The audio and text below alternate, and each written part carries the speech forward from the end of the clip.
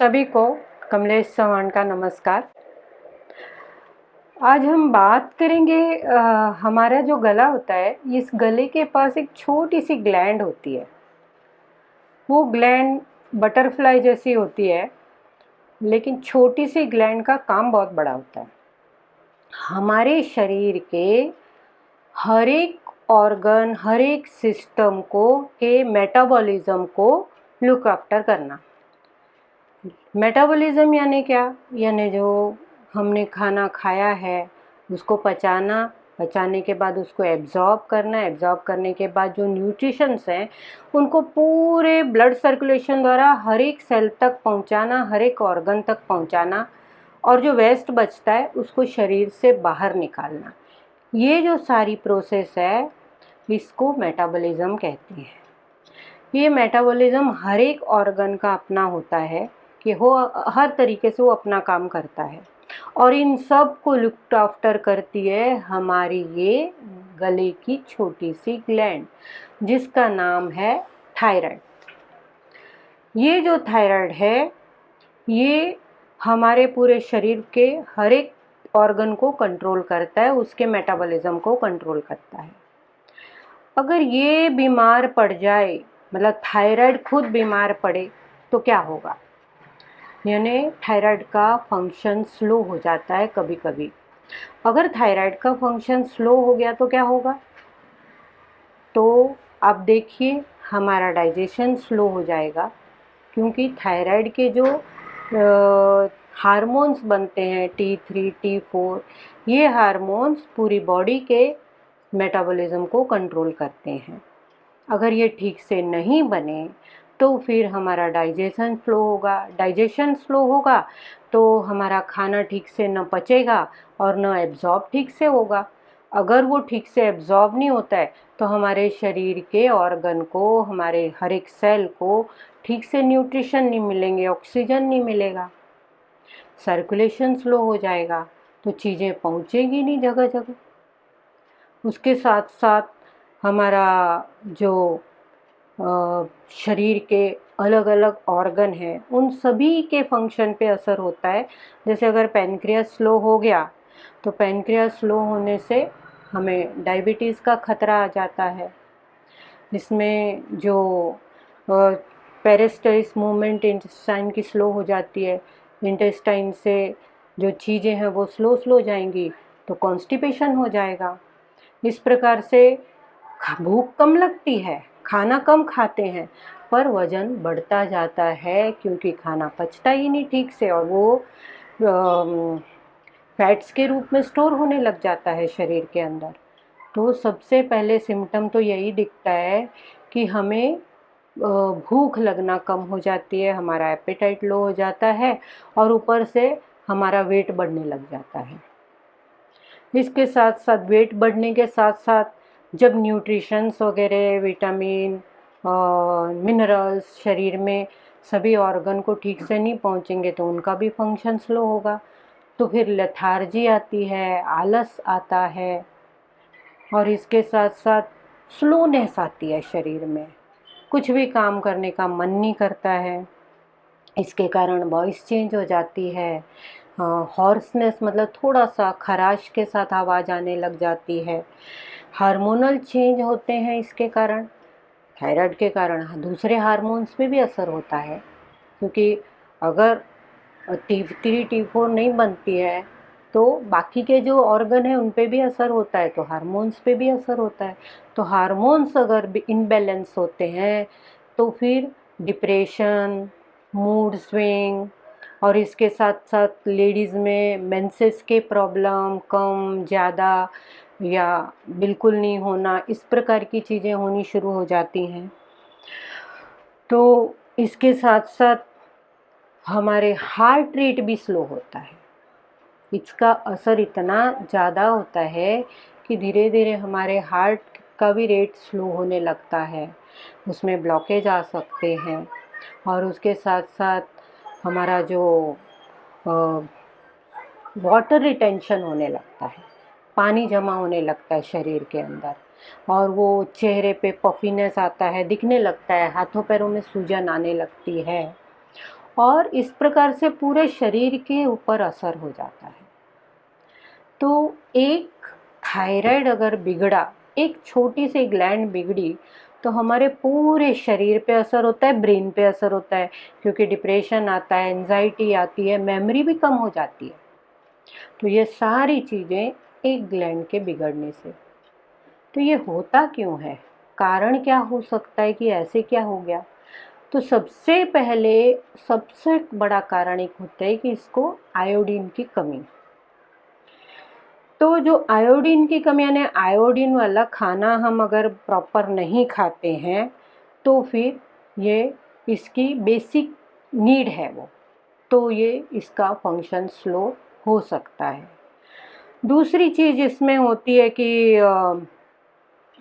ये एक particular protein जब हमारे स्टमक में या हमारे एब्डोमेन में पचता है, प्रोटीन पचने के बाद उसका सिंथेसाइज होके टायरोसिन अमीनो एसिड्स बनता है। ये टायरोसिन अमीनो एसिड अगर ठीक से ना बने तो भी प्रॉब्लम आएगा। क्यों? क्योंकि थायराइड का बेसिक केमिकल है ये उसको स्टिमुलेट करेगा तो T3 T4 बनेंगे। तो ये भी एक कारण हो सकता है। फिर ऑटो इम्यून डिजीज़ भी हो जाती हैं। ऑटो इम्यून डिजीज़ में हमारे थायराइड की जो एंटीबॉडीज़ है वो उसके अगेंस्ट हो जाती हैं, और वो उसके अगेंस्ट होने के कारण फिर थायराइड ठीक से काम नहीं करता, या तो हाइपर हो जाता है या हाइपो हो जाता है। तो इसके सिम्टम से हम दवाइयाँ दे सकते हैं, लेकिन ये कभी हाइपो कभी हाइपर है तो वो भी समझता नहीं है कि इसकी कौन सी दवाई दी जाए। इस प्रकार से कभी कभी इन्फेक्शन हो जाता है थायराइड के अंदर। थायराइड में इन्फेक्शन होने से वहाँ सूजन आ जाती है, और वो सूजन आने का कारण भी इसके फंक्शन में फ़र्क पड़ जाता है, इसके फंक्शन कम ज़्यादा हो जाते हैं। कभी कभी थायराइड के अंदर नोड्यूल आ जाता है, कोई एबनॉर्मल ग्रोथ आ गई, नोड्यूल आ जाता है, जिसके कारण भी थायराइड का फंक्शन कम या ज़्यादा हो सकता है। किसी भी ग्लैंड्स के अंदर कोई सिस्ट आ गया, कोई नोड्यूल आ गया, कोई गांठ आ गई, तो फिर उस ऑर्गन का फंक्शन स्लो या फास्ट हो जाता है। कभी वो प्रेस कर देता है, कभी वो उसको इनएक्टिव कर देता है। तो इस प्रकार से ये जो कारण हैं, इनके कारण थायराइड का स्लोनेस बढ़ता जाता है। इसके साथ साथ हेरिडिटरी भी हो सकती है कि फैमिली में किसी को प्रॉब्लम थे, मम्मी को, पापा को या घर में, तो उनके कारण भी ये थायराइड का बचपन से भी प्रॉब्लम हो सकता है। मैं एक बच्चे को जानती हूँ, उसकी माँ को हाइपोथायराइड था। वो जन्म लेने के बाद 2-3 महीने के बाद जब टेस्ट किए, क्योंकि वो कुछ उसमें सिम्टम दिख रहे थे, तो टेस्ट किए तो पता चला कि उसको हाइपोथायराइड है। वो बाद में न्यूरोथेरेपी से ठीक हो गई, लेकिन ये जन्म से भी हेरिडिटरी के कारण हो सकता है। फिर हमारा जो थायराइड है, वो थायराइड के अंदर कभी कभी कैल्सिफिकेशन हो जाता है। जब कैल्शियम का मेटाबॉलिज्म बिगड़ता है तो कैल्शियम जहाँ नहीं चाहिए वहाँ जमा होता है। तो थायराइड के अंदर कैल्सिफिकेशन होने से भी ब्लड का सप्लाई कम होने से उसका जो फंक्शन है वो स्लो हो जाएगा। और कई बार ऐसा भी होता है कि उसकी आर्टरी जो है, थायराइड की जो आर्टरी है, उसके अंदर कोई क्लॉट आ जाने से तो ब्लड का सप्लाई बंद हो जाएगा, कम हो जाएगा, उससे भी थायराइड का फंक्शन स्लो हो जाएगा। बाकी तो हमारी खाने पीने की आदतें, जो मैं हमेशा बताती हूँ, हमारी नींद पूरी नहीं हुई, खाने पीने की आदतें हैं, या हमारे स्ट्रेस टेंशन है, ये सब हमारे लाइफ के हर एक पार्ट को, हमारे बॉडी के हर एक पार्ट को इफ़ेक्ट करते हैं। तो वो चाहे थायराइड हो, चाहे कोई और ऑर्गन हो, तो ये सब चीज़ें भी हमारे शरीर का नुकसान करती हैं, तो थायराइड का भी नुकसान करती हैं। तो कभी कभी क्या होता है कि थायराइड को फंक्शन करने के लिए हमारे ब्रेन में पिट्यूटरी ग्लैंड होती है एक, वो एक हार्मोन्स भेजती है जिसको TSH बोला जाता है। TSH means thyroid stimulating hormones. अब ये स्टिमुलेट करता है थायराइड को, और अगर कभी बाई चांस किडनी में पिट्यूटरी में कोई प्रॉब्लम आ गया, तो TSH प्रॉपर नहीं बनने से भी थायराइड काम नहीं करेगा ठीक से। तो ये बहुत सारे कारण हैं इसके, जिसके कारण थायराइड पे असर होता है। तो फिर इसको ठीक कैसे रखना है इसको, क्योंकि ये तो पूरे शरीर को, यानी आप सोच लो आपका हार्ट ही स्लो स्लो हो जाता है, आपका ब्लड का सर्कुलेशन स्लो हो जाता है, रेस्पिरेटरी रेट पे असर होता है, और फिर कभी कभी इसमें हार्ट अटैक भी आ सकता है। पैनक्रियास स्लो होने के कारण डायबिटीज़ आ जाती है। तो थायराइड और शुगर को तो भाई बहन बोला जाता है, क्योंकि इसी के कारण डायबिटीज़ आती है बहुत बार। तो फिर ये होता है, तो इसको ठीक कैसे करना, ये चीज़ें ठीक कैसी होंगी। तो इसमें क्या है कि जो थायराइड हार्मोन्स नहीं बनाता है, एलोपैथी में उनको वो हार्मोन्स की मेडिसिन ऊपर से दी जाती है। थायरोक्सिन है, एल्ट्रोक्सिन है, थायरोनॉम है, ये दवाइयाँ ज़िंदगी भर खानी होती हैं, जिनसे थायराइड कंट्रोल होता है। Thyroid control in the sense वो हार्मोन्स आपकी बॉडी में बनते रहते हैं और आपका मेटाबॉलिज्म ठीक रहता है। पर अगर ये मेडिसिन नहीं खानी हो तो नेचुरल तरीके से भी थायराइड ठीक होता है। तो वो कैसे करना है, तो उसमें सबसे पहला है कि जंक फूड है, तली हुई चीज़ें हैं, या कोल्ड ड्रिंक्स, चाइनीज़ चीज़ें, ये जो जो फूड के टाइप हैं, बेकरी प्रोडक्ट हैं, इन सब को आपको दूर करना होगा। अपने आप से इनको दूर करोगे। और शुगर, जो वाइट शुगर, सफ़ेद चीनी होती है, उसको भी नहीं खाना है। उसके बदले फ्रूट्स हैं, सब्जियां, हरी सब्जियां, सलाद हैं, या ड्राई फ्रूट है, इनको आप नज़दीक रखो। ये आपको रोज़ के अपने खाने में, भोजन में ऐड करना है इन चीज़ों को।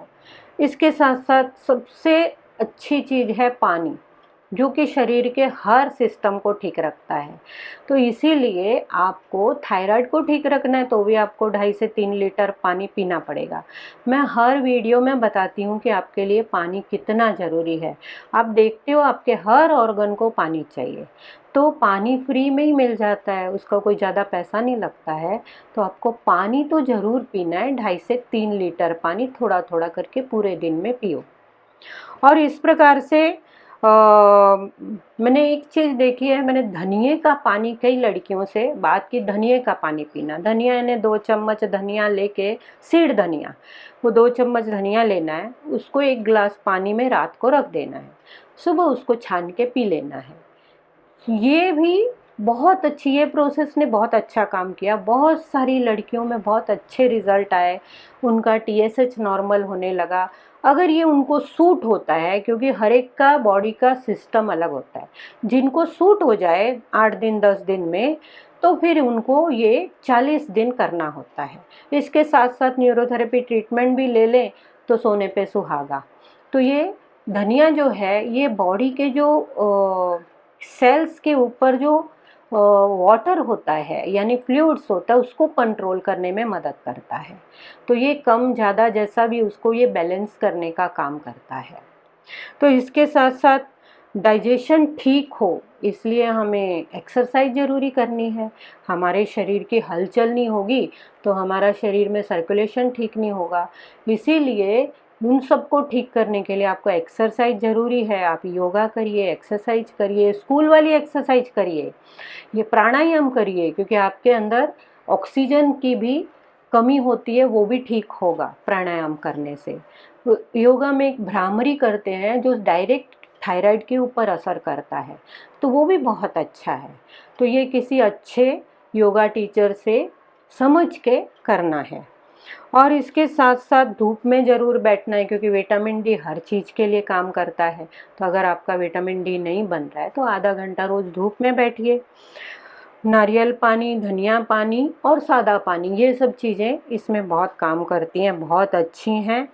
और उसके साथ साथ आपको मेंटली जो स्ट्रेस है, टेंशन है, उनको धीरे धीरे दूर करिए। उसमें आपको मेडिटेशन मदद करेगा, योगा मदद करेगा, और आप खुश रहने की कोशिश करिए। ये सब जो चीज़ें हैं, ये आपकी बॉडी के सिस्टम को ठीक करने में मदद करती हैं। आपका डाइट, आपकी एक्सरसाइज, धूप और हवा, पानी, ये सब। तो फिर इसमें हम न्यूरोथेरेपी में क्या करते हैं, ये सब तो आप कर ही रहे हो, इसके साथ साथ जो ऑर्गन बहुत बिगड़ गए हैं, जैसे लीवर का फंक्शन तो हर एक ऑर्गन के लिए अच्छा होता है, मतलब हर एक ऑर्गन को वो सपोर्ट करता है। इवन वो हमारा स्टोर रूम है, उसके अंदर सब चीज़ें स्टोर रहती हैं, तो जो भी जिस ऑर्गन को चाहिए लीवर उनको देता है। तो लीवर को ठीक करना, वो इन्फेक्शन इन्फ्लेमेशन दोनों के लिए ठीक करता है।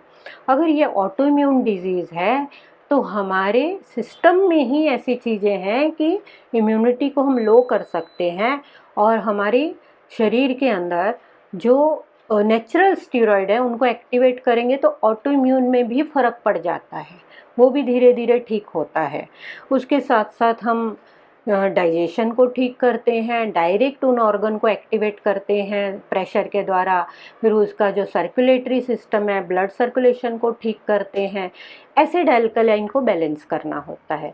ज़्यादातर इसमें स्किन ड्राई होना, हेयर फॉल होना, ये जो सब चीज़ें होती हैं, ये जैसे ही थोड़ा थोड़ा चीज़ों में ठीक होना सिस्टम में शुरू होता है, इन चीज़ों में चेंजेस दिखने लगते हैं। इवन आँखों में जो वीकनेस है उसमें भी फ़र्क पड़ जाता है।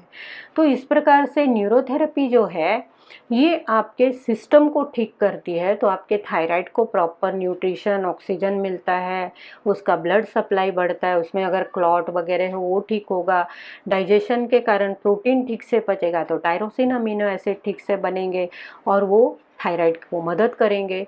इस प्रकार से ये थायराइड कुछ नेचुरल रेमेडी से और कुछ न्यूरोथेरेपी से हमेशा के लिए आप इस थायराइड से बच सकते हो। थायराइड की कमी से, थायराइड तो हमेशा होना चाहिए, थायराइड में जो प्रॉब्लम आ जाते हैं वो कम काम करता है, वो वापस ठीक हो जाता है और हमारा शरीर हमेशा स्वस्थ रहता है।